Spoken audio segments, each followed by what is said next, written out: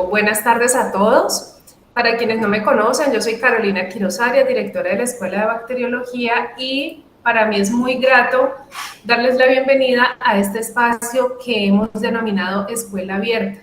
Escuela Abierta se crea como un espacio permanente, educativo y transformador que busca que la escuela se abra al medio social en el cual nosotros estamos insertados y también se abre a toda la comunidad de egresados, empleadores, profesores de todos los programas académicos, estudiantes, instituciones de salud y en general a todas otras disciplinas que se relacionan pues con el campo formativo de lo que es el bacteriólogo y laboratorista clínico y microbiólogo y bioanalista. Para el día de hoy contamos con la participación de nuestra egresada Laura Marcela Cárdenas Pérez.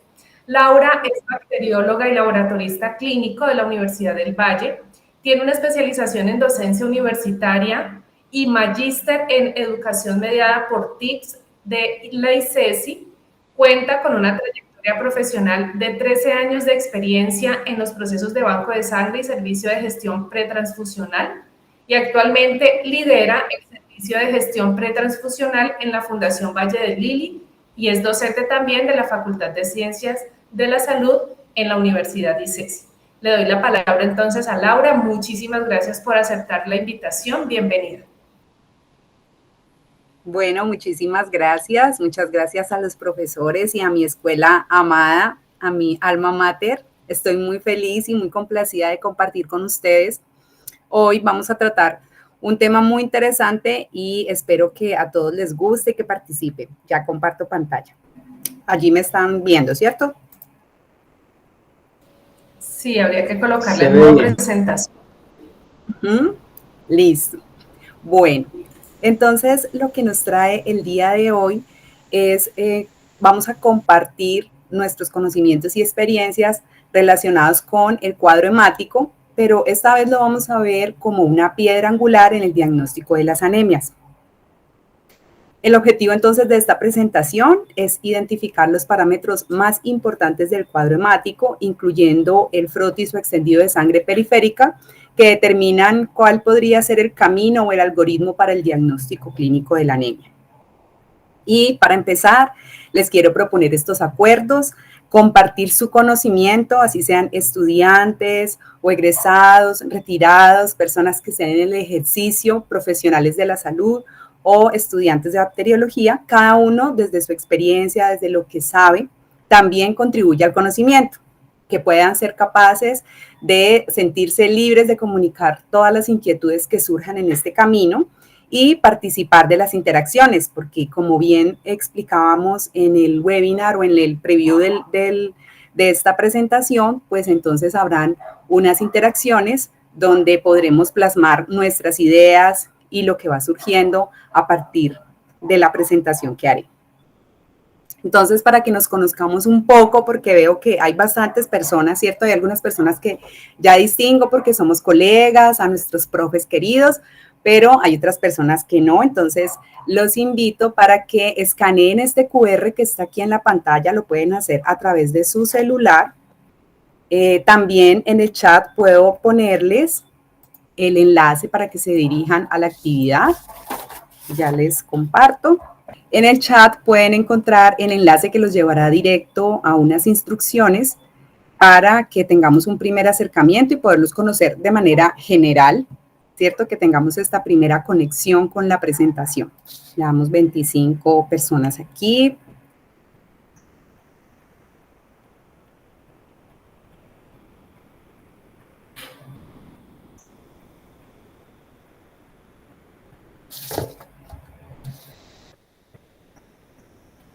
Vamos a responder rápidamente. ¿Cuál es el rol o profesión que están aquí compartiendo? Ay, no había visto que esto tenía un timer.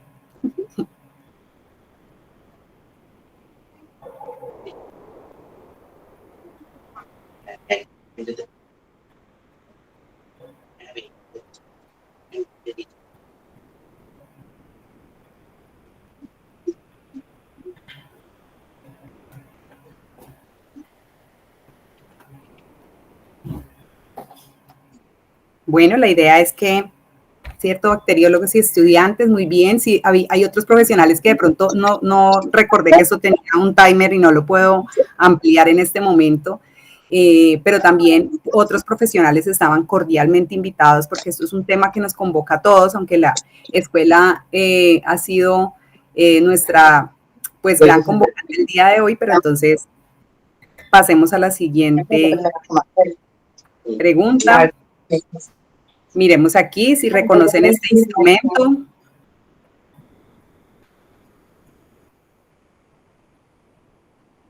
Muy bien, ¿cierto? Si reconocen este instrumento o estuvieron en la escuela, en hemato, o ya tenemos una edad, ¿cierto? Ya estamos un poquito pasados en alguna edad, ¿cierto? Puede que algunas personas, ¿cierto? 3 personas no tienen idea porque son de las nuevas generaciones, ¿cierto? Nuestra pipeta de dilución para glóbulos rojos, método manual que parecía que no nos servía en muchos casos y quienes hicimos el rural. Bueno, aquí trajimos unos recuerdos nostálgicos, ¿cierto? De este instrumento. Y ¿qué tal este que traje aquí? Lindísimo, yo creo que todavía está en la escuela.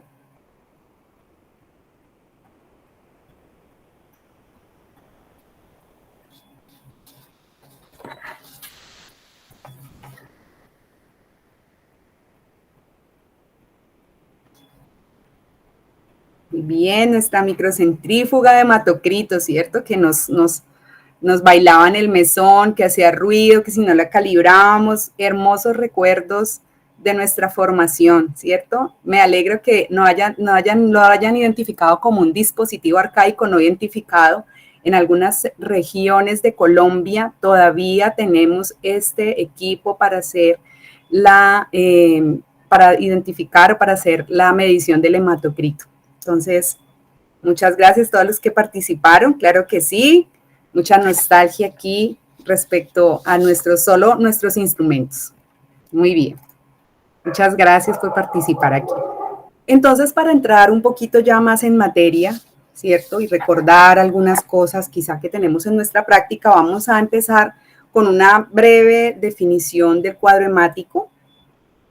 Como bien sabemos, pues es un examen que estudia los elementos formes de la sangre y esto desde 2 puntos de vista, el cualitativo y cuantitativo, en todas nuestras células que se podrían agrupar en líneas celulares, que son los glóbulos rojos, las plaquetas y los glóbulos blancos. Hay algunas medidas que nos pueden dar un indicativo de la funcionalidad de las células, pero no es objeto del cuadro hemático determinar la funcionalidad de ellas, sino expresar esto en términos de cantidad y calidad o forma de estas células.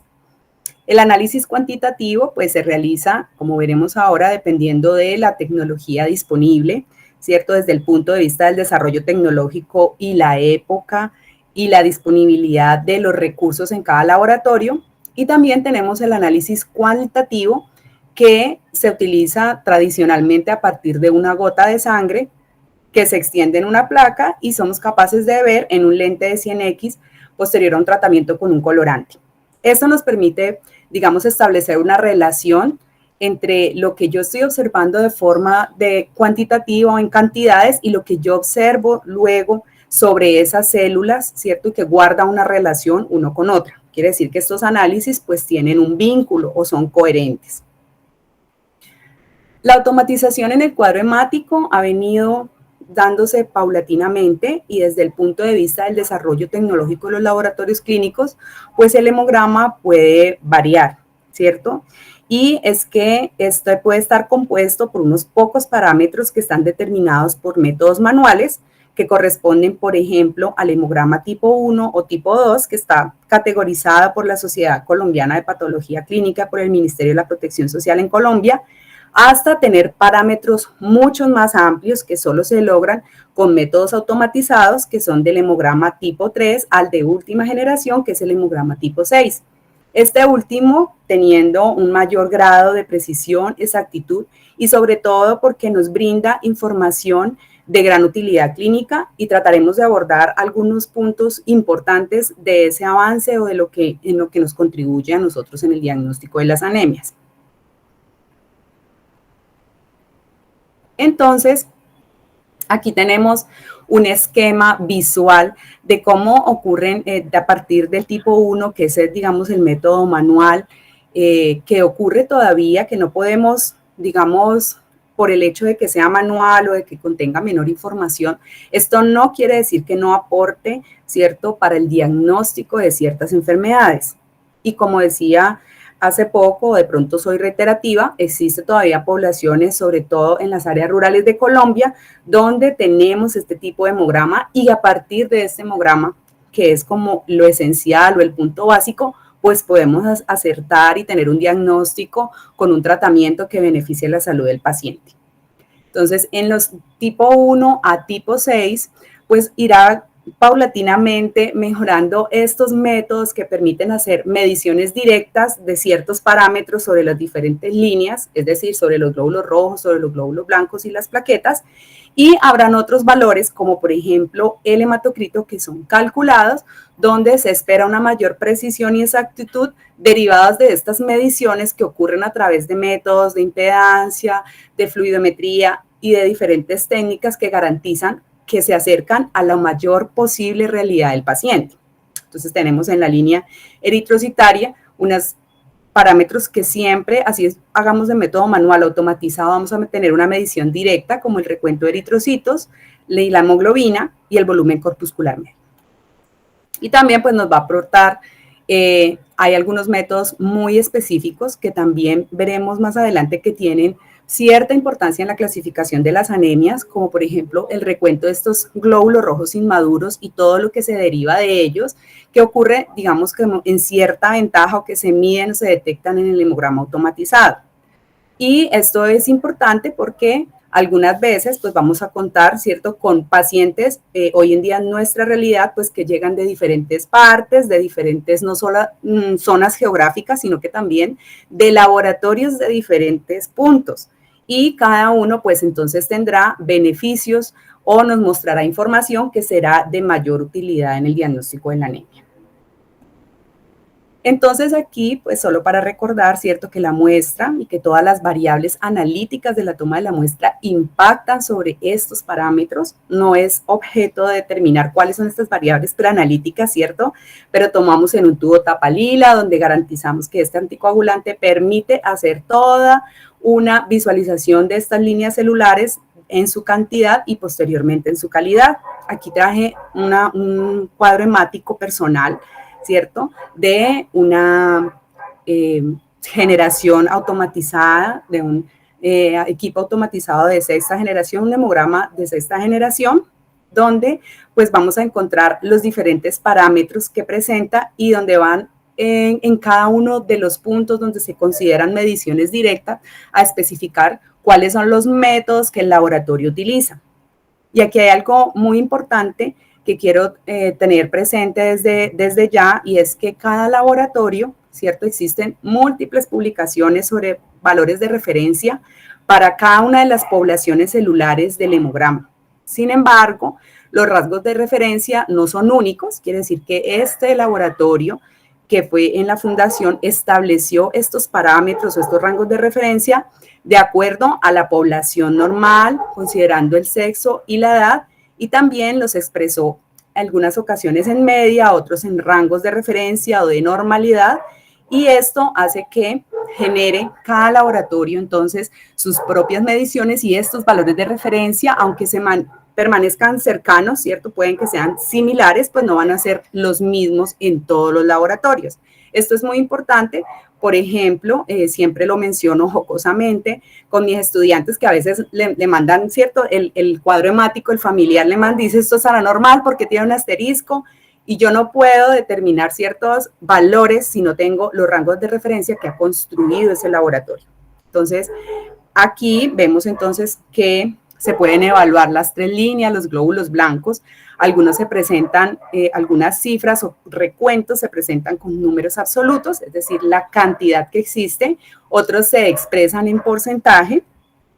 En la serie roja, entonces, pues vamos a encontrar mediciones directas del recuento de glóbulos rojos, de la hemoglobina, ¿cierto? Y aquí unos índices eritrocitarios que veremos más adelante. Y también vamos a encontrar información relacionada con las plaquetas. No menos importante ni protagónico, pues encontramos también al extendido de sangre periférica. Hay algunos autores que controvierten, es decir, que no encuentran la necesidad de realizar el extendido de sangre periférica, pero para nosotros es muy importante, no solo porque guarda una relación entre lo que yo estoy observando en cantidades respecto a lo que yo estoy viendo en forma, color, ¿cierto? En que guardan cierta coherencia, sino porque también ayudan a los diagnósticos diferenciales en síndromes mielodisplásicos, en algunos tipos de anemia. Presenta también importancia en los seguimientos a los tratamientos en pacientes con anemia. Entonces, como mencionaba, con esta gotica de sangre que se extiende, por eso se llama un extendido, lo coloreamos y podemos visualizar de acuerdo a la coloración cada una de estas células. Aquí solo traje lo que nos convoca el día de hoy, que es como la serie roja, ¿cierto? Los glóbulos rojos, donde vamos a poder observar la variación en tamaño, cómo está esa coloración del glóbulo rojo en términos de cromía, de qué tan pálido o tan coloreadito está mi glóbulo rojo,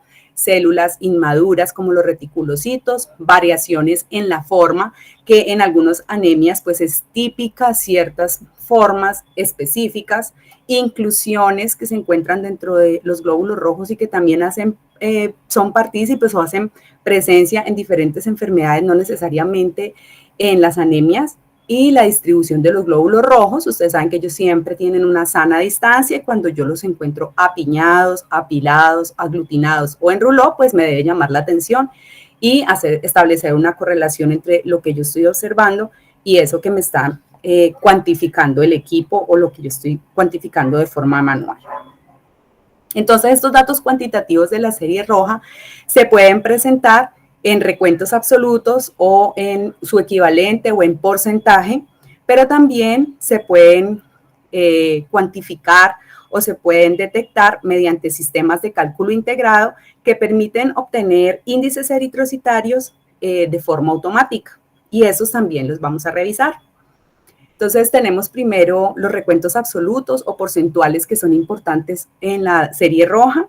Entonces encontramos el recuento de glóbulos rojos, que pues como su nombre lo indica, es la cantidad de eritrocitos presentes en sangre periférica por microlitro. También encontramos el hematocrito, que se expresa en valores porcentuales y es el volumen que ocupan estos hematíes respecto al total de la sangre y refleja la concentración de los eritrocitos, pero no necesariamente la masa de estos. Y también tenemos una medición directa, que es la hemoglobina, que se expresa en gramos por decilitros, que como su nombre bien lo indica, pues es la cantidad de hemoglobina en un volumen determinado de sangre, que es la muestra que yo estoy analizando. Esas eran estas mediciones directas, pero ahora retomando estos sistemas de cálculo que nos permiten obtener otra información y que nos ayudan a avanzar un poquito más allá de cuáles son esos índices o valores que me pueden orientar en los diagnósticos de la anemia. Entonces encontramos que el señor Winthrop, cerca de los años 30, en 1932, estableció unos promedios, ¿cierto?, que indican con precisión cuánto mide un eritrocito promedio, ya en términos de volumen, peso y concentración de hemoglobina. Y uno de estos índices eritrocitarios que utilizamos por excelencia es el volumen corpuscular medio. Yo aquí puse, ¿cierto?, un rango aproximado. Esto no quiere decir, ya sabemos que en cada laboratorio cambia, ¿cierto? Y aquí, entonces, este indicador o este índice, perdón, lo que va a mirar es cuál es el tamaño de esos glóbulos rojos en términos mediales, es decir, en promedios. Y esto me permite entonces hacer una primera aseveración sobre el tamaño o el promedio de mi población de glóbulos rojos del paciente, y es que encuentro glóbulos rojos con un tamaño esperado dentro de la media que sería mi rango de referencia o normalidad, es decir, el glóbulo rojo normocito o normocito. Cuando está inferior a estos rangos que he establecido, pues entonces digo que mi glóbulo rojo es pequeño, que es un microcito, y cuando el glóbulo rojo está un poco más grande, popocho, ¿cierto? Entonces yo digo un macrocito. Más adelante veremos esto cómo se relaciona entonces con los algoritmos diagnósticos de las anemias. Precisamente, y queriendo establecer, para no dejar de lado el frotis de sangre periférica, nosotros cuando hacemos los extendidos también podemos visualizar estos tamaños, ¿cierto? Tamaños normales o, digamos, variaciones en el tamaño. Y entonces incorporamos un concepto que es la anisocitosis, y es que puedo identificar diferentes tamaños de glóbulos rojos que están relacionados con un indicador eritrocitario en un hemograma de sexta generación, o sea, automatizado. También es posible, ¿cierto?, que yo, además de medir estos glóbulos rojos, los pueda agrupar de un tamaño de una manera exclusiva a través o expresados a través de un coeficiente de variación. ¿Qué tan variable es mi población de glóbulos rojos? Y esto solo sucede en los hemogramas automatizados, donde expresan entonces estos autoanalizadores de hematología el ancho de distribución de los eritrocitos. ¿Y esto qué nos permite identificar o visualizar en el cuadro hemático de última generación? ¿Cuáles son esos conceptos, de homogeneidad y heterogeneidad de la población de eritrocitos?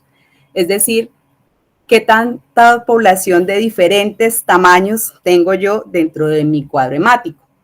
Y si lo agrupamos ya en una forma de visualización de histograma, o donde yo pueda observar la cantidad de glóbulos rojos y también quiera graficar esto en términos del tamaño del glóbulo rojo en mis poblaciones, pues entonces voy a encontrar esto que son los histogramas de glóbulos rojos, dependiendo de la tecnología, ¿cierto? Habrá unos que sean más sensibles que otros, ¿cierto? Que puedan detectar con mayor precisión estas poblaciones y agruparlas estadísticamente. Es decir, que el grueso de mi población de glóbulos rojos pues está en un tamaño promedio, y esto lo voy a visualizar o lo puedo relacionar con el BCM, es decir, con el volumen corpuscular medio.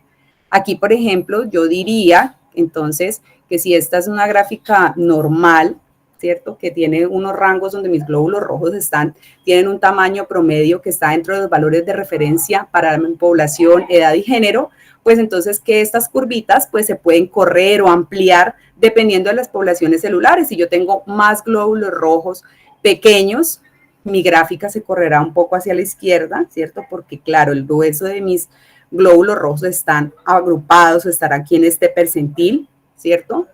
También podría tener amplitud de esta curva por glóbulos rojos que yo tenga grandes, y aquí miren ustedes como unos piquitos, ¿cierto? Donde yo voy a encontrar dos poblaciones, probablemente puede ser post-transfusión, por ejemplo, que tenga una población que sea la normal y otra que sea la del paciente, o en seguimiento de un tratamiento.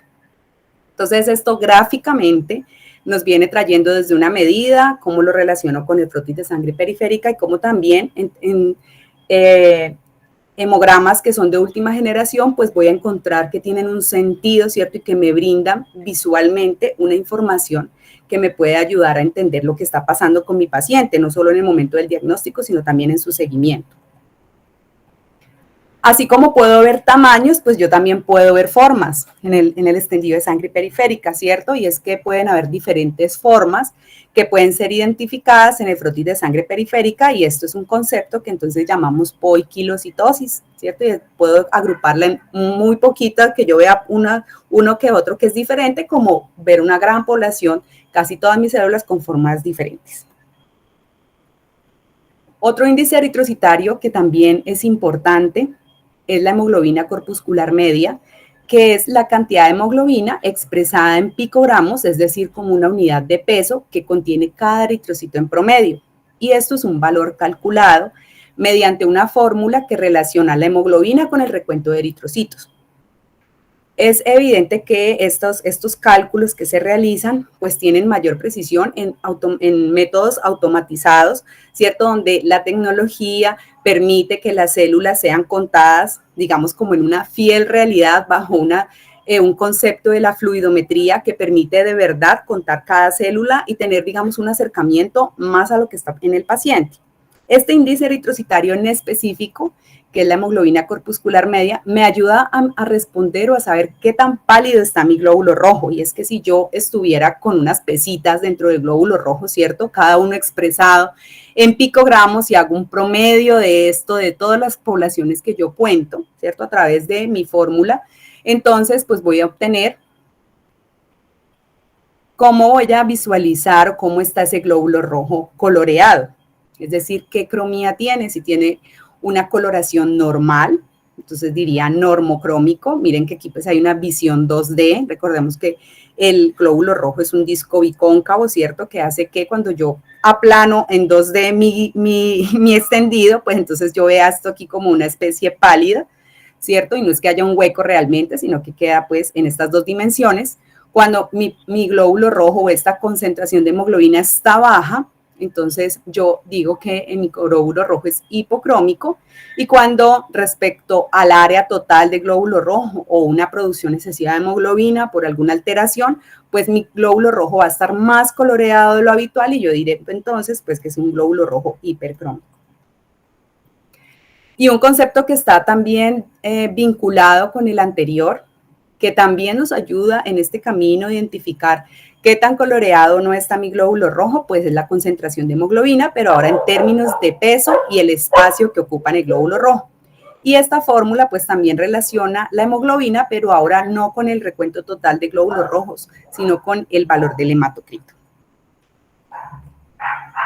Entonces, viendo como esta introducción de unos puntos que son importantes en el cuadro hemático y que también los traemos con el frotis de sangre periférica, revisemos entonces cuál es esa utilidad diagnóstica en la anemia, ¿cierto? ¿Por qué siempre hablamos cuadro hemático, anemias, ¿cierto? Porque la anemia es un grave problema de salud pública en el mundo que afecta particularmente a los niños pequeños, las mujeres en toda su vida fértil, las embarazadas y las puérperas. Quiere decir esto que, aunque es un problema frecuente, sigue siendo un reto diagnóstico para todos. Para el año 2022, la Organización Mundial de la Salud calcula que la anemia afecta a un 20% de los niños de 6 a 59 meses de edad, el 37% de las embarazadas y el 30% de las mujeres en edad fértil de 15 a 49 años.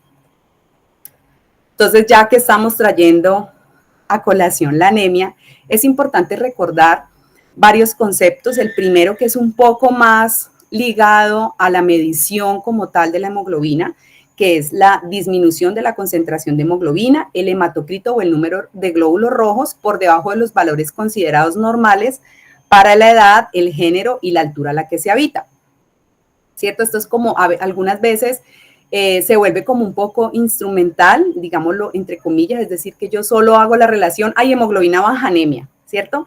Pero hoy en día también no solo estamos viendo como este valor, como un valor que está aportando un diagnóstico, sino también en el contexto del paciente o centrado en esto del paciente. Entonces, vamos a utilizar este otro concepto que también, que me parece y me gusta mucho, que es la presencia de una masa de eritrocitos insuficiente para liberar la cantidad necesaria de oxígeno a los tejidos periféricos. Mire que aquí ya se incorpora la funcionalidad de la célula y eso como pues a través de parámetros que yo vea en el paciente que permitan decir que con esa masa de glóbulos rojos hay una buena oxigenación y mi paciente está estable hemodinámicamente.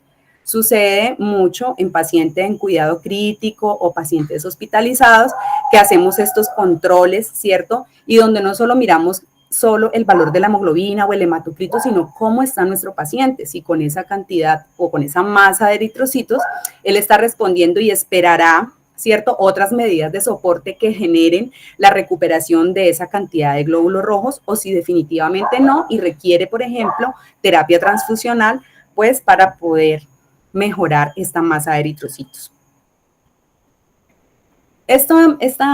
La anemia se puede presentar por diferentes causas o mecanismos, pero el común denominador es la falta de eritrocitos circulantes y esto se puede deber bien sea que haya una producción deficiente, bien sea de la serie roja exclusiva o de todas las líneas y que esto afecte directamente a la serie roja.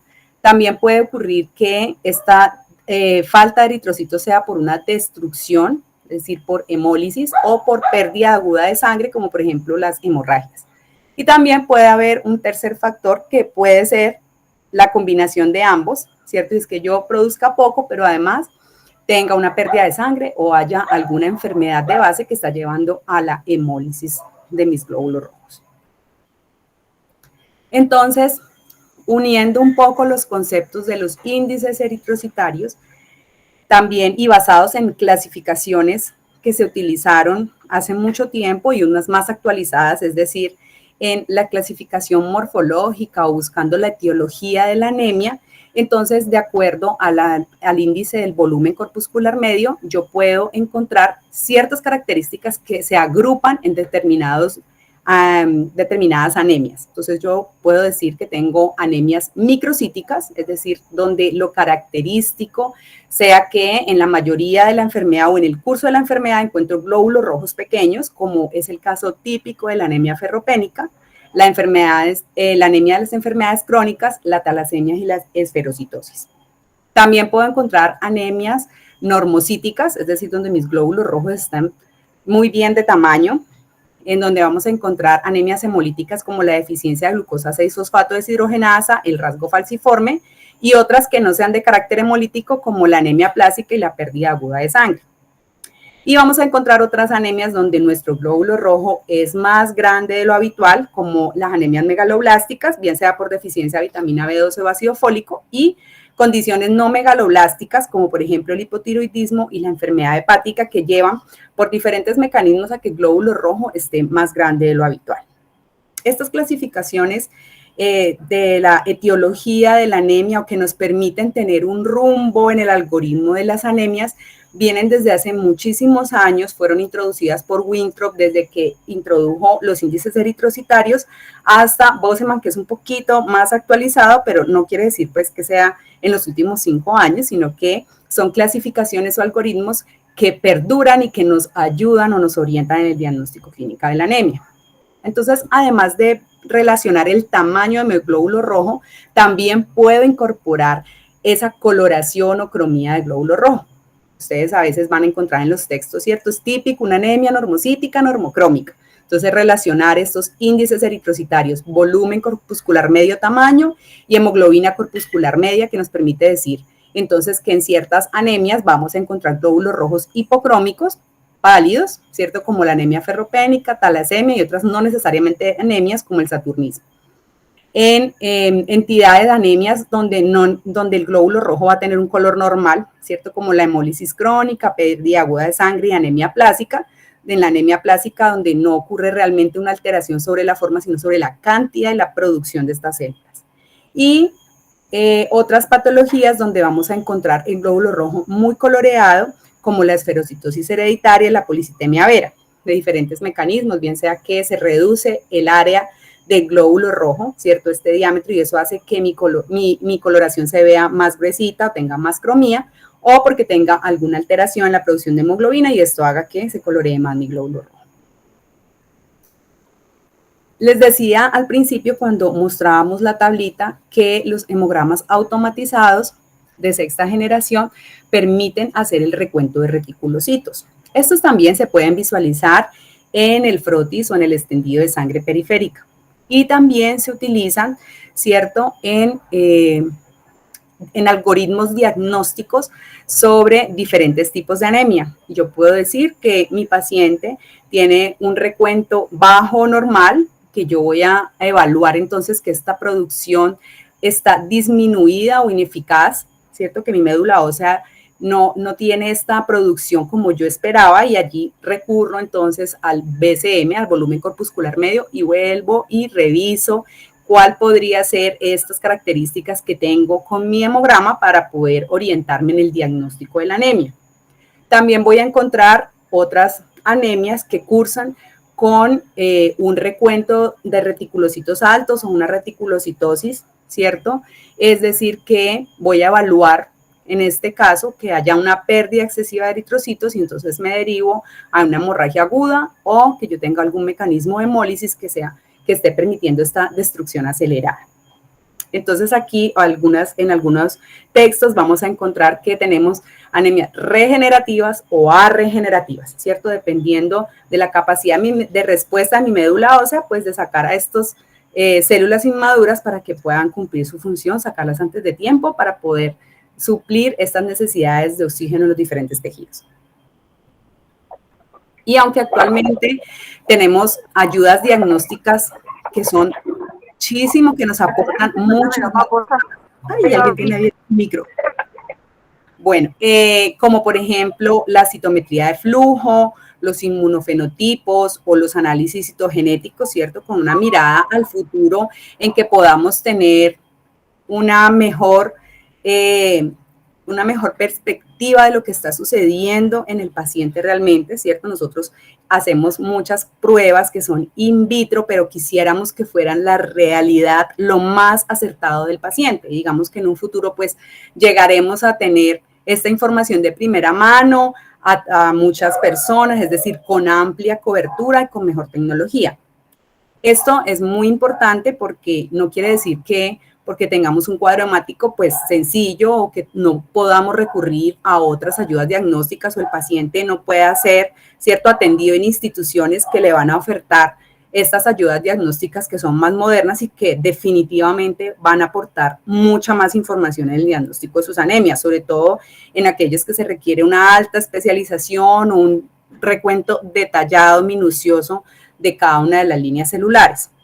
Sin embargo, y con el objeto del título que nos trae hasta hoy, ¿cierto?, del diagnóstico de por qué creemos o consideramos que sigue siendo la piedra angular, porque como hemos visto con los parámetros básicos, desde que podamos detectarlos, así sea, o cuantificarlos en forma manual o automatizada, siguen siendo importantes, volviendo a la esencia, ¿cierto? Algunas veces en los diagnósticos volvemos a la esencia con lo que tenemos, con lo básico, podemos construir un correcto diagnóstico de las anemias. Y si quisiéramos hablar como de pilares o de estas piedras angulares, que serían estas que le dan el soporte al diagnóstico completo, es decir, a una mirada completa o holística de las anemias, pues también tendríamos que incorporar al paciente y todo lo que tiene que ver su contexto, ¿cierto? Hoy en día en la atención en salud, pues hablamos del empoderamiento del paciente y esto no solo tiene que ver con el conocimiento de la enfermedad, sino también de cómo se adhiere a su tratamiento y cómo es consciente que ciertas condiciones que él tiene permiten que se presenten determinadas enfermedades o no. Entonces, para aterrizar un poquito esta idea de todo lo que vimos, de que ustedes están muy duros, unos duchos, yo estoy segura que más de uno de ustedes recordó si no lo está ejerciendo y si lo está ejerciendo, miró estos aspectos claves. Les traje un caso donde vamos a interactuar, a poner aquí un ratico a rodar a las neuronas, ¿cierto? Tenemos una paciente que ingresa por consulta externa y que tiene como motivo de consulta, pues, tener los brazos entumidos y las piernas. Ese es su motivo de consulta. Una paciente, Lucía Hurtado Mosquera, de 37 años, soltera, afrocolombiana, procedente y vive en Buenaventura, de ocupación secretaria, es la informante directa, es decir, quien consulta y es buena informante.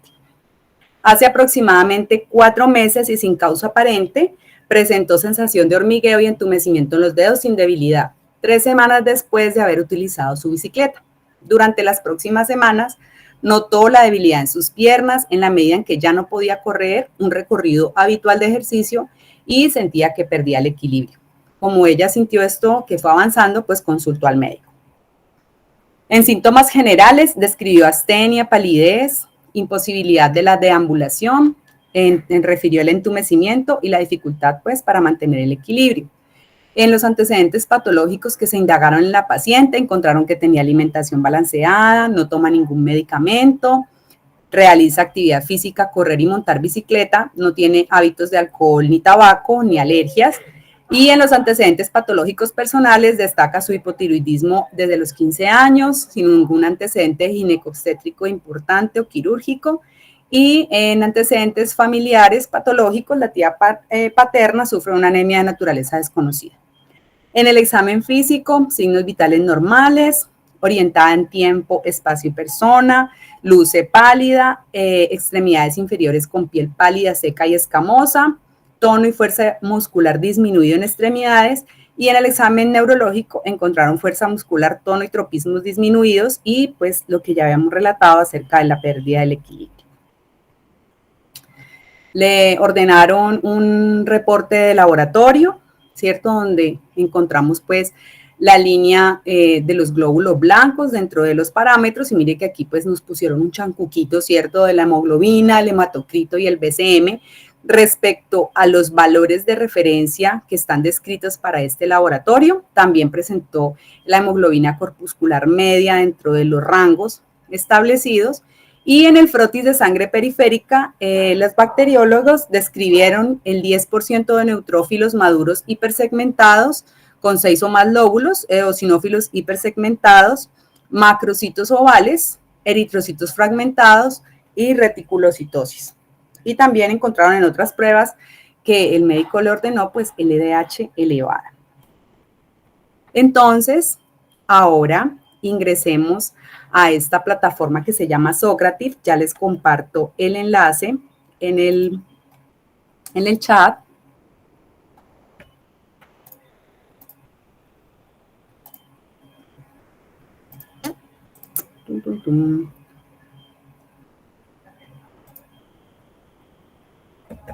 Listo. Allí los va a llevar a una aula, a un espacio que les va a pedir que escriban un nombre, y vamos a escribir anemia 1. Ya comparto por aquí para que miremos, es que no les dejé el QR en pantalla. Pueden escanear también este QR que está aquí. El enlace los lleva al aula, en el aula anemia 1, o pueden escanear este QR que también los va a llevar a la misma aula directamente a la primera pregunta que tenemos allí. Bueno, aquí hay una primera pregunta, ¿cierto? ¿Cuál fue la primera enfermedad en que pensé cuando leí el motivo de consulta? Yo sé que ya vimos toda la información del cuadro hemático, que nos emocionamos, que ya estamos aquí, mejor dicho, volando, ¿cierto? Pero con este primer motivo de consulta, ¿qué fue cuál? Tengo los pies entumidos, ¿cierto? Tengo entumecimiento en brazos y piernas. Tengo los entumidos, los brazos y las piernas. Esto fue lo primero que ella expresó, la paciente, ¿cierto? Cuando llegó a consulta.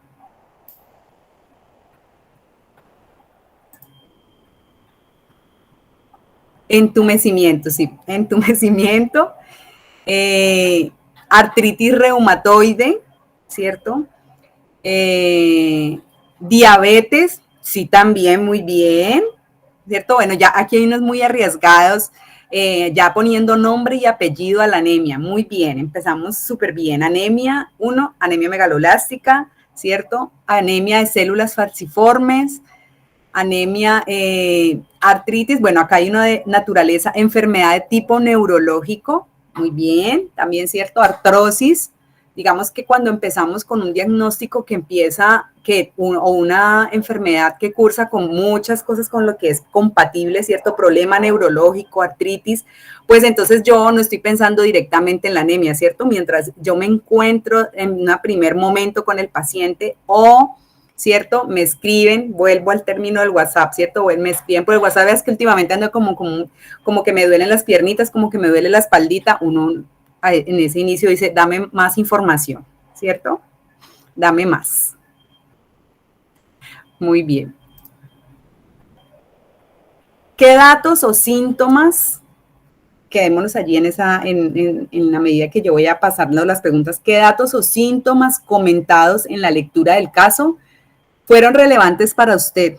Porque si arriba me estaba diciendo, ¿cierto?, que no estamos hablando del hemograma, estamos hablando de todo lo que relató la señora al inicio, cuando le preguntaron en anamnesis, luego cuando hicieron esa revisión por sistemas, en los antecedentes patológicos.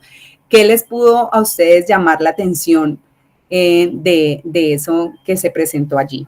Que inclusive lo tenemos por aquí. Perdón, esto cerrémoslo, ¿cierto? ¿Qué es eso que teníamos allí? En los síntomas generales o en el examen físico, que de pronto a ustedes los empezara a orientar en algo del diagnóstico de la paciente. Pérdida del equilibrio, los antecedentes de tía con anemia, su propio antecedente, ¿cierto?, de hipotiroidismo, la astenia, la palidez, pues como estamos aquí hablando de anemias, pues uno empieza a hacer la relación, ¿cierto? Vive en zona endémica de malarias, pensar en enzimopatías, muy bien. debemos pensar en también las características epidemiológicas de mi paciente, ¿cierto? De dónde proviene, cuáles son sus hábitos. Ahí decía pues que los hábitos de ella en cuanto a tabaco, alimentación eran adecuados, ¿cierto? Muy bien, pensar en enfermedades de base que no necesariamente nuestro diagnóstico o la anemia curse, o sea, primario, sino que sea secundario a otra cosa que está pasando. Y precisamente como ella viene de una zona endémica, o de una región donde poblacionalmente vamos a encontrar mayor frecuencia de anemia de células falciformes, pues yo lo primero que haré será tamizar o revisar eso, la raza, las alteraciones neurológicas. Muy bien. Ahora sí entremos con el cuadro hemático, que ya estábamos muy emocionados, ¿cierto? Vamos a hacer un primer reporte del cuadro hemático solamente. ¿Qué puedo afirmar yo ahí? Yo aquí puse unas opciones. Escojamos cuál. Hay unas como un poquito más básicas y hay otras, ¿cierto? De acuerdo al reporte del cuadro hemático, ¿qué puedo yo decir? ¿Cuál de esas opciones, con cuál de esas se sienten más identificadas? ¿Cierto? Bueno, aquí no había ninguna respuesta incorrecta, ¿cierto? Aquí habían con las que yo me siento más afín, pero no solo con las que me siento más afín, sino con las que van de pronto un poquito más allá. Ya habíamos visto aquí que tenía hemoglobina baja, ¿cierto? Pues claramente con los valores de referencia para la edad y para la altura y el sexo, ¿cierto? Y entonces ambos valores, tanto hemoglobina como hematocrito, estaban disminuidos, pero también veíamos los índices eritrocitarios, ¿cierto? Y uno es el BCM, que se sale por fuera del rango que está establecido en este laboratorio, y la hemoglobina corpuscular media, es decir, qué tan coloreado, qué tan pálido está mi glóbulo rojo en términos de cromía. Y entonces esto me llevaba, ¿cierto?, a pensar en una anemia por la disminución por hemoglobina baja, pero también macrocitos, pero también glóbulos rojos que son normocrónicos. Muy bien. ¿Qué les pareció sospechoso en el frotis de sangre periférica? Con el que usted me pareció normal, me pareció como que esto era muy definitivo, que claro, había una relación entre esto que yo vi en el cuadro hemático y esto que yo veo en el frotis de sangre periférica. Voy a poner acá lo que decía el frotis. Muy bien que a nadie le haya parecido tan normal, ¿cierto? Y digamos que había de todo un poquito. No es normal, ¿cierto?, tener estos neutrófilos tan hipersegmentados, que pueden ser debido a que probablemente estaban en baja producción y tuvieron que tener una vida más prolongada para compensar esta disminución en su producción, y ya que estos lóbulos pues nucleares aumentan con el tiempo de vida que llevan. También podíamos relacionar que teníamos el BCM alto y que era lógico que yo en el frotis estuviera viendo estos macrocitos, pero aquí también no solo estamos viendo tamaño, sino también forma, ¿cierto? Que están en forma de óvalo, no son solo redondos. Eritrocitos fragmentados, porque entonces digo, ¿qué está pasando, cierto? ¿Qué está sucediendo para que el glóbulo rojo se presente en un fragmento? Me cuestiono la hemólisis, ¿será propio, característico de algo? Eosinófilos también, pues, hipersegmentados. Entonces, ahora vinculando los conceptos de los índices eritrocitarios y el frotis de sangre periférica, pues, más fácil deducir, ¿cierto?, qué tipo de anemia me está presentando de acuerdo a esa información que yo ya estoy recibiendo, ¿cierto?, a la del cuadro hemático y el frotis de sangre periférica.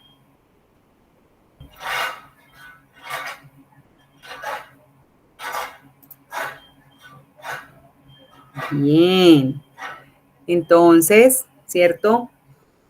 Si bien hay un descenso de la hemoglobina, vimos que los glóbulos rojos eran de un tamaño grande, es decir, que no son microcitos, ¿cierto? Que no hay microcitos. También vimos que aunque uno puede expresar la anemia en términos de hemoglobina, el indicador de la hemoglobina corpuscular media, pues es un índice eritrocitario, una fórmula matemática, ¿cierto?, que nos aporta más bien es con este color característico del glóbulo rojo, qué tan pálido está y cómo me ayuda a desorientar en el diagnóstico de la anemia, ¿cierto? Y digamos que la anemia es más bien por la deficiencia explícita de la hemoglobina. Y también, ¿cierto?, no encontramos signos típicos de ferropenia, que son microcitos hipocrómicos. Esto no lo encontramos aquí, vimos los indicadores donde vamos a encontrar esta anemia macrocítica. Teniendo más o menos una idea general, ¿qué exámenes adicionales le podría recomendar al médico? Estamos en el rural o estamos en un nivel 2 y el médico vino a tomar un cafecito conmigo y me dijo, mira, tengo esta paciente, ¿te acordás de la paciente tal? Sí.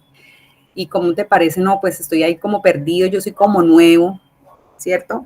Estoy apenas empezando y me llegó esta paciente, ¿qué le podríamos recomendar? Pues le decimos que no sabemos, pues cierto que no, vamos a mirar. ¿Qué otras cosas ahí? Empezamos en la charlita, en el día a día, ¿cierto? En el colegaje también.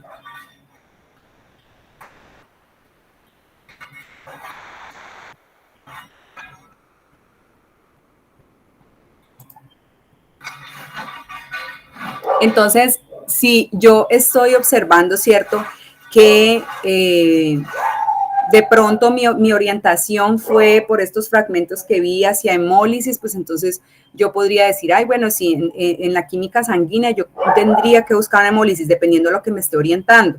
Pero también, entonces viendo como ya visualizando todo nuestro esquema de glóbulos rojos grandes, ¿cierto? De que en las anemias o en algunas presentaciones es típico la deficiencia, entonces vamos a buscar exámenes que estén orientados a descubrir esa causa, ¿sí? Por ejemplo, niveles de vitaminas o orientar al médico sobre hacia qué él con la clínica del paciente pues está orientando su diagnóstico. No es solo ver el cuadro hemático y con esto volvernos adivinos o consejeros médicos o consejeros, ¿cierto?, farmacéuticos de las personas. Este médico decidió realizar exámenes adicionales de vitamina B12 y ácido fólico y obtuvo unos resultados, ¿cierto?, que mostraron deficiencia de vitamina B12 y el ácido fólico normal.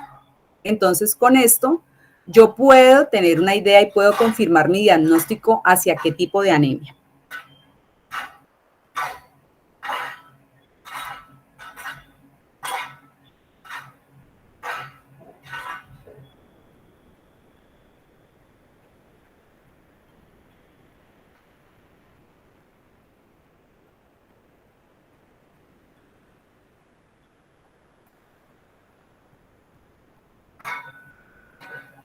Anemia macrocítica por deficiencia de vitamina B12.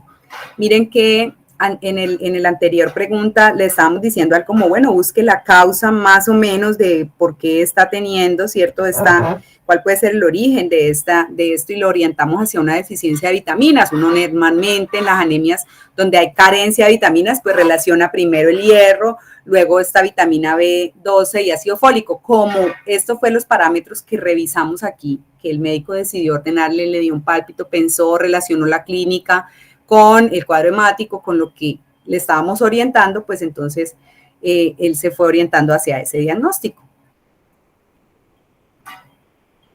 Entonces, aquí ya intentando esclarecer la causa de la vitamina B12 tan baja, el médico ordenó otros exámenes complementarios, ¿cierto? Él quería saber por qué esta vitamina B12 estaba bajita y le envió una endoscopia digestiva alta o biopsia y encontró que el cuerpo del estómago tenía atrofia severa con ausencia total de las glándulas fúngicas y de las células principales y parietales.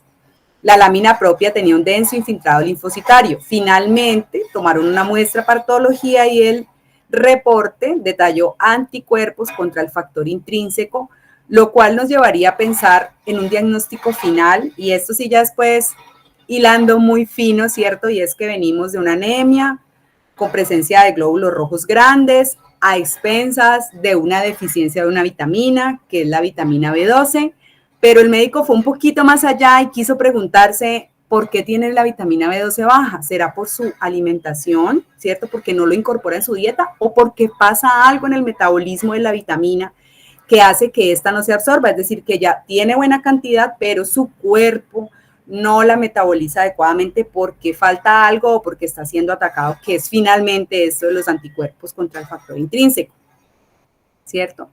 Entonces, el diagnóstico final, pues sería una anemia megaloblástica debido a gastritis autoinmune. Miren ustedes que quizá corrigiendo, hasta que no corrijamos este tema de la gastritis autoinmune, la paciente va a seguir presentando. Yo le puedo dar montones de vitaminas, ¿cierto? De vitamina B12, pero Entonces, ya hilando más fino, pues entonces este tipo de anemia característico, pues es la anemia megaloblástica o anemia perniciosa. Entonces aquí, para ir ya cerrando, que se nos va consumiendo el tiempo, ¿cierto? Entonces, en el caso de Lucía Hurtado Mosquera, tenemos aquí, les puse como si fuese un iceberg, y es que cuando él llega, el paciente solo nos llegó con esto, ¿cierto? Tengo entumidos los brazos y las piernas. Con esta primera característica, tengo que indagar un poco más y establecer por qué llegamos hasta esto, ¿cierto? De qué cronicidad estaríamos hablando, será algo agudo, algo que venía en el tiempo, y entonces recurro a los hallazgos de la biometría hemática, a pruebas complementarias que ustedes fueron viendo, que tenían un curso primero para saber la deficiencia y luego por qué esa deficiencia, donde encontramos o identificó una anemia carencial, donde puede estar por insuficiencia en las vitaminas o porque dentro del metabolismo de la vitamina B12 es muy importante el factor intrínseco. Yo le puse aquí como si fuera un tractorcito porque este es el que se une a la vitamina y lo lleva al intestino para que sea metabolizado, es decir, para que se absorba. Si este carrito de transporte que va desde el estómago hasta el intestino no está, porque en este caso, claro, estaba siendo destruido por unos anticuerpos, por algo inmune, ¿cierto? Entonces, pues la vitamina puede llegar en las dosis adecuadas, pero no se va a absorber. También había que revisar enfermedades de base, ¿cierto? El médico también revisó el hipotiroidismo y otras antecedentes que pueden estar, y como ustedes también bien dijeron, las características epidemiológicas, las condiciones sociodemográficas de raza, género de la paciente. Entonces, pues tenemos aquí ya el concepto como tal de la anemia megaloblástica, ya hablándolo y retomando, digamos, recogiendo el diagnóstico de la paciente debido pues a deficiencia de estas vitaminas, una anemia carencial, donde tiene síntomas frecuentes que son comunes con otras anemias, pero tiene unos muy particulares relacionados con entumecimiento y hormigueo de las extremidades, ataxias y confusión mental. Esto porque el déficit de estas vitaminas produce alteraciones en la síntesis de las bases púricas y esto es importante o necesario para la síntesis del ADN, lo cual pues también se manifiesta por trastornos en los tejidos con gran recambio celular, por ejemplo, la mucosa del tracto digestivo, del sistema nervioso, donde pueden haber alteraciones del metabolismo de la mielina y atrofia de las fibras nerviosas. Esto no ocurre de inmediato, quiere decir que ya no venía con algo agudo, sino que venía a través del tiempo, ¿cierto? Y miren ustedes que a pesar de esos hallazgos que podían inicialmente darme algo o un atisbo hacia algo neurológico, pues finalmente estaba, digamos, en todas sus otras, orientada en tiempo y espacio, no sentía, digamos, que no había llegado a esa afección. Como vimos acá, y gracias a las pruebas complementarias, identificamos que la deficiencia que ella tenía realmente, o lo primario, era la deficiencia del factor intrínseco, que impedía la absorción de la vitamina B12, y esto colindó pues con los hallazgos típicos del cuadro hemático, que es el BCM alto, glóbulos macrocíticos, macrovalocitos y neutrófilos hipersegmentados típicos de este tipo de anemia. Y si ya quisiéramos entonces revisar dentro de los algoritmos, ¿cierto?, de la clasificación morfológica de las anemias, pues nos ubicamos en las anemias macrocíticas normocrómicas de tipo megaloblástico, y donde miren ustedes todos los exámenes complementarios que yo voy a hacer dependiendo de, ¿cierto? Dependiendo si la deficiencia ocurre por algo dietario, si dependiendo de la afección. Aquí hay algo muy importante y es que hoy en día tenemos cambios en los hábitos de la alimentación en las nuevas generaciones, pero esto no debe ser motivo pues de satanización, de decir que por X o Y motivo estas corrientes de alimentación no son las adecuadas, sino que siempre orientar a los pacientes en tener una nutrición adecuada de acuerdo al régimen que instauren en su dieta. Y también, de acuerdo a la velocidad de la instalación, pues se ubica dentro de las anemias crónicas, ¿cierto? Dentro de este tipo de anemias que pasan con el tiempo, que tienen unas repercusiones en un inicio que no son tan evidentes y que luego poco a poco pues van llegando secundarias a otras enfermedades o que se manifiestan de otra manera y no necesariamente con lo típico de la anemia. Y ya para cerrar, entonces el cuadro hemático pues nos aporta información en tiempo real relacionada con la cantidad de la morfología de las células sanguíneas, y esto ha sido usado a lo largo de la historia en diferentes épocas para el diagnóstico de las anemias y se constituye como una herramienta útil y sencilla para su diagnóstico y seguimiento. Además, pues en la actualidad contamos con diferentes avances científicos y tecnológicos que hacen que esta biometría pues sea más cercana a la clínica de las personas, ¿cierto? Más cercana a lo que ocurre en vivo. Y esto también se ha venido complementando con otras ayudas diagnósticas que no necesariamente dan la última palabra, sino que hacen parte de un engranaje que incluye variaciones en los hallazgos en la clínica del paciente, análisis de sus condiciones socioeconómicas, así como de pruebas complementarias serológicas, morfológicas e inclusive cuando se requieren más especializadas a nivel molecular, que guían finalmente pues el tratamiento interdisciplinario de forma oportuna y pues que cumpla con su objetivo terapéutico.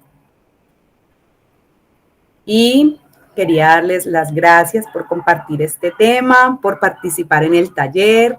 Juntos vamos a ayudar a seguir en nuestro tema, en nuestra hermosa labor de salvar vidas. Aquí tengo a la profe Marcela, ¿cierto? Dentro de un tubo. A veces tenemos la concepción en el laboratorio, las personas que solo estamos viendo tubos, pero sabemos que cada tubo representa una vida, una persona, ¿cierto? Y en la Escuela de Bacteriología, pues siempre nos hicieron, y es algo de lo que estoy muy, muy orgullosa y que me complace estar aquí como egresada, de ser conscientes de que cada tubo y cada paso que dábamos o que aprendimos, pues nos hacía concebir al otro en su humanidad. Es decir, que no era un simple tubo, sino que era la vida de una persona y que eso es lo que nos une hoy, pues para mejorar cada día como profesionales y cumplir nuestro propósito de vida personal y profesional. Y eso era todo lo que traía para compartir ahí con ustedes. No sé si hay alguna duda. Muchísimas gracias, Laura, excelente tu intervención el día de hoy. Tengo aquí dos manitos, bueno, varias manitos levantadas. Empecemos con está primero Marcela, luego Isabela y luego la profe Diana. Marcela. Hola, Lau. Hola a todos. Hola. Bueno, primero quiero felicitarte porque siempre entregas ese conocimiento de forma muy didáctica, precisamente por eso quisimos traerte aquí. Me parece muy chévere, muy educativa esa manera pedagógica en la que nos haces las charlas, entonces felicitarte por eso. Y lo segundo es resaltar cómo tú, desde esa formación que hemos tenido en la escuela, siempre estamos correlacionando lo que le está sucediendo al paciente con los hallazgos que vemos, en este caso, con el hemograma. Sin embargo, la realidad, aunque lo ideal es que siempre tengamos integrado esa historia clínica con nuestro sistema de laboratorio, pues en la realidad vemos que todavía pues estamos como muy en algunos sitios, sobre todo dependiendo del nivel de complejidad, pues sin esa integración para poder nosotros, digamos, estar mucho más de la mano del paciente. Entonces, ¿tú qué les aconsejas, por ejemplo, a aquellos bacteriólogos que están en zonas donde no tienen esa posibilidad, precisamente para no perder esa correlación de la que tanto hemos insistido? Gracias.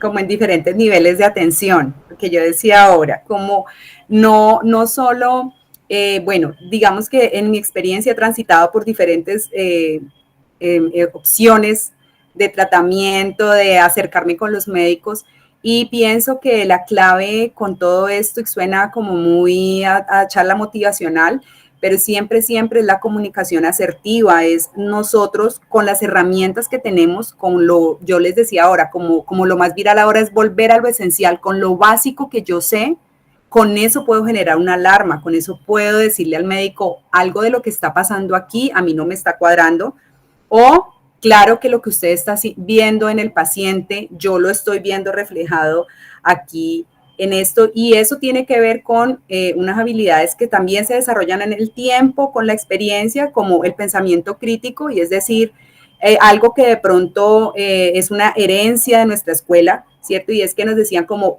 pensar, ¿cierto? Un poquito, ir más allá de solo meter el tubo, sacar el tubo, y pues miro la hemoglobina, ya el señor verá, ¿cierto? Pero entonces es como identificar, tener esa comunicación siempre con nuestros equipos de trabajo. A veces en nuestra profesión nos dicen como que estamos muy aparte, que porque por allá tan solos, pero en realidad eso no funciona así. Nosotros debemos integrarnos. Si queremos realmente identificar el cuadro hemático y también que nuestra labor sea reconocida, debemos integrarnos en todos los equipos de trabajo para que con la interdisciplinariedad que hay, es decir, con las diferentes disciplinas, cada uno aportando en su conocimiento y en su alerta o en lo que conoce o en lo que sabe, pues contribuyan al diagnóstico del paciente.